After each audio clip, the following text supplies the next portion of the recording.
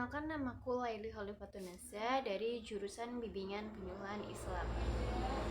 Di sini saya akan memaparkan hasil observasi dan wawancara dari sebuah keluarga guna untuk memenuhi tugas mata kuliah terapi keluarga.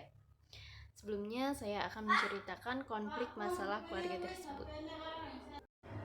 Klien adalah seorang siswa SMA kelas 3. Klien anak kedua dari 2 bersaudara. Ia memiliki seorang kakak yang saat ini sedang bekerja di luar kota. Keadaan ekonominya termasuk menengah ke atas. Saat ini, pernikahan kedua orang tuanya sedang tahap perceraian. Sebelumnya, kedua orang tuanya sering bertengkar, tidak jelas apa yang membuat pertengkaran di antara keduanya. Pertengkaran itu pun dilakukan saat klien berada di rumah, sehingga ia merasa takut, tertekan, dan frustasi. Belum lagi kedua orang tuanya pun sudah jarang memperhatikan klien ataupun sekedar mengajak ngobrol, sehingga komunikasi antara anak dan orang tua pun renggang padahal masih tinggal satu atap. Saat klien pergi ke suatu tempat hiburan, ia melihat sekelompok teman-teman yang menarik perhatiannya, sehingga ia berkelana. Klien merasa senang saat bersama teman-temannya tersebut. Ia bisa melupakan masalah yang ada di rumah. Sayangnya, teman-teman barunya tersebut bukan anak sekolahan dan hidup mereka sangat bebas. Ada hari di mana saat ibunya menangis dan mengatakan ke klien kalau mereka akan bercerai. Itu membuat klien sangat terpukul.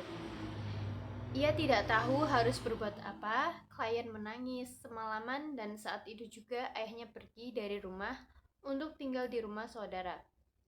Paginya saat jam pergi sekolah, klien pamit ke sekolah dan ternyata ia tidak ke sekolah tapi ke rumah teman-teman barunya tersebut. Sehingga ia tidak masuk sekolah dan kejadian itu terulang lagi keesokan harinya hingga 7 kali. Kegiatan yang dilakukan teman-teman barunya beragam dan kebanyakan memang kegiatan yang negatif. Pada hari ke-8 ia masuk sekolah.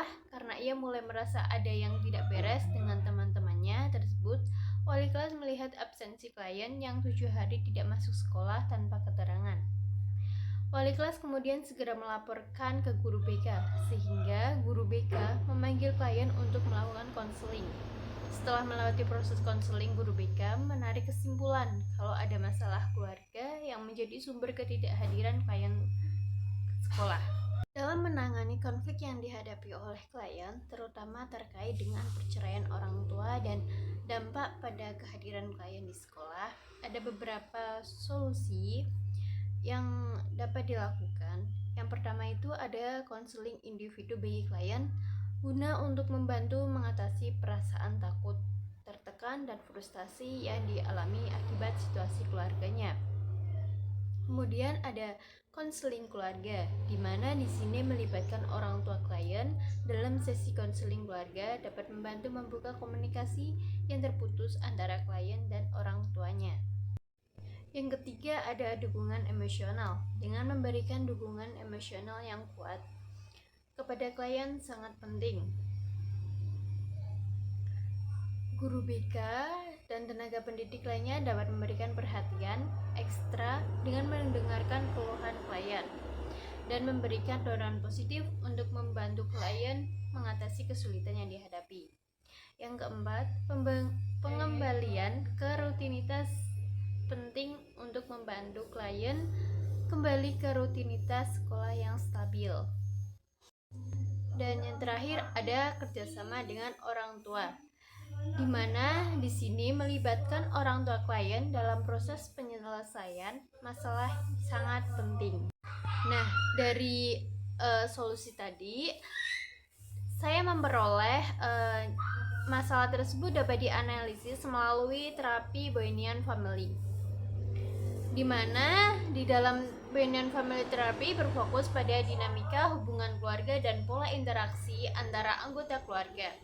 Terapi ini bertujuan untuk memahami peran sistem keluarga dalam konflik, kemudian mengidentifikasi pola-pola yang mungkin menyebabkan ketegangan, dan membuat anggota keluarga memperbaiki kehubungan dan komunikasi.